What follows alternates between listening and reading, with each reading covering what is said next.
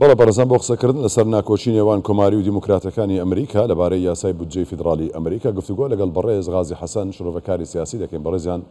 لای ئێمە لە ستودیۆی ناوەندی کوردستان 24 میوانە. کاک غازی بەخێر بێ. سپاس. ئەمە چەندەمین جارە ئەمریکا ڕوبەڕووی داخستنی حکوومەت دەبێتەوە، ینی بۆچی بەردەوام کۆماریەکان و دیموکراتەکان گرفتیان لەسەر پرۆژەی یاسای بودجەی فیدراڵی ئەمریکا هەیە؟ پێم وایەوە بەشێکە لە پرۆسەی هەڵبژاردن پرۆسی هەڵبژاردن لە ناو ئەمریکا، ینی تقریبەن ئێستا دەستی پێکردووە پرۆپاگەندەی خۆکاندێتکردن لە نێو حیزبی کۆماری دەستی پێکردووە. ململانەی نێوان حیزبی کۆماری و دیموکراتەکان توندە بۆ چۆنێتی سەرنجڕاکێشان یان بەزاندنی یەکتر بۆ چوونە ناو هەڵبژاردن کە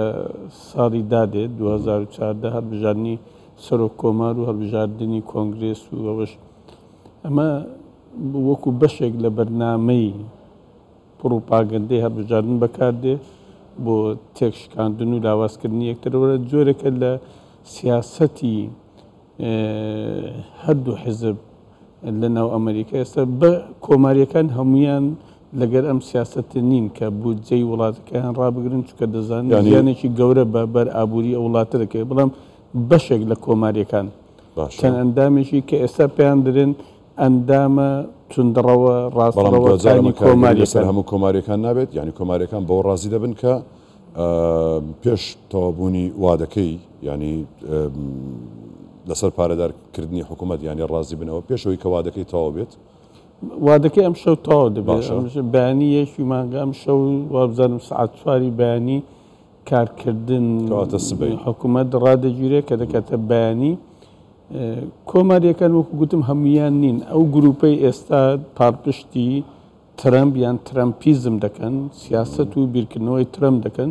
لەگەر ئەوەن کە ئەم میزانیە کە لە 12 خاڵ پێکاتووە لە کۆنگرێس بڕیاری لەسەر نەدرێ. لەم حاڵەتەش ئەگەر بڕیاری لەسەر نەدرێت کە ماوەکە زۆر کەمماوە، هەندێک فکریان هەیە بۆ چارەسەرێکی بەدید، بۆ چارەسەرێکی کاتی هەندێک لە بڕگەکانی بڕیاری لێ بدەن بۆ ئەوەی حکوومەت بە کاملی بە تەواوەتی ئیفلیج نەبێت، لە کار نەکەوێت. بەڵام دیارە ئەم گروپەی کە نزیک ترەمپن لەسەر چەند خاڕێک گفتوگۆ دەکەن دژن. یەک لەوانە هاوکاری کۆمەڵایەتی مساعداتی ئیجتیماعی ئەو کەسانەی لە ناو ئەمریکا داهاتیان داهاتیان زۆر نزمە، زیاتر بۆ بانگەشەی هەروەها شەڕی ئۆکرانی ئەوان پێیان وایە نابێت ئەمریکا هاوکاری دارایی ئۆکراین بکرد. ئەوە دوو خاڵی زۆر زەقی ئێستاە لەو ئەمە ئەو کاریگەری دەبێت بۆ بانگەشەی هەڵبژاردن بە تایبەتی ئەوانی کە گوتت ترەمپیەکان لە بەشێک لە کۆماریەکان کە ئەو هەوڵە دەدەن ئەو دەنگەت لێران هەیە سەبارەت بەم بابەتە. بێگومانەوەن وەکو استراتیژی خۆیان بیرکردنەوەی خۆیان پێیان وایە ئەمە جۆرێکە لەوەی کە گروپێکی بەهێز لە ناو ئەمریکا هەیە، لەگەر ئەوە نییە هاوکاری کۆمەڵایەتی یان پارەیەکی زۆر لە بواری تەندروستی و خوێندن و هەتا هاوکاری خواردن کە ڕێژێشی ئەزگار کەمە، هاوکاری ئەو کەسانە بکرێت کە داهاتیان کەمە. ئەمە سپی پێستەکانی ناو ئەمریکایان ڕاستڕەوەکان پێیان وایە ئەم جۆرە هاوکاریکردنە زیان بە ئابووری ئەمریکا دەگەێنێ، خەڵکێکی تەمبەڵ دروست دەکەن لە ناو ئەمریکا پێویست ناکەم هاوکار. ئەوەن پێیان وایە لەم ڕێگایەوە دەنگ کۆدەکەن بەڵ لە هەمان کاتدا لە بیری نەکەین گروپێکی تر هەیە سوود لەم سیاسەتی ئەوانە بە پێچاونەوە وەردەگرێت. ئەو خەڵکانەی داهاتیان کەمە نزیک دەبنەوە لە بەرامبەرەکان لە حیزبی دیموکرات دەنگ بە دیموکراتەکان دەن لە هەمان کات بۆ ئەوەی سیاسەتی دیموکراتەکان سەر بکەوێت کە بەشێکە لە پرۆگرامێکی نیمچە کراوەتر دیموکراتی تر لە ڕووی ئیجتیماعیەوە لە ڕووی ئابووریەوە. کۆمەڵگەی ئەمریکا کامی زیاتر قبوڵە یانی تا ئێستا یەکلایی نەبووەوە کامیان قبولدان ململانەیەکی ئێزگارتون لەم بوارە لە ڕووی ئابووریەوە هەیە. هەردووکیان دوو فەلسەفەی جودایان بۆ چۆنێتی مامەلەکردنی ئابووری لە ناو ئەمریکا هەیە. دیارە هەردووکیان پشت بە دوو ستراتیژی زانستی دەبەستن، ینی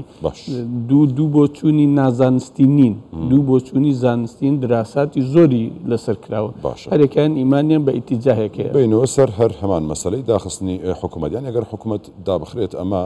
وەکو ئەو زاراوی کە بەکاردەهێنرێت لەوێدا ئەمە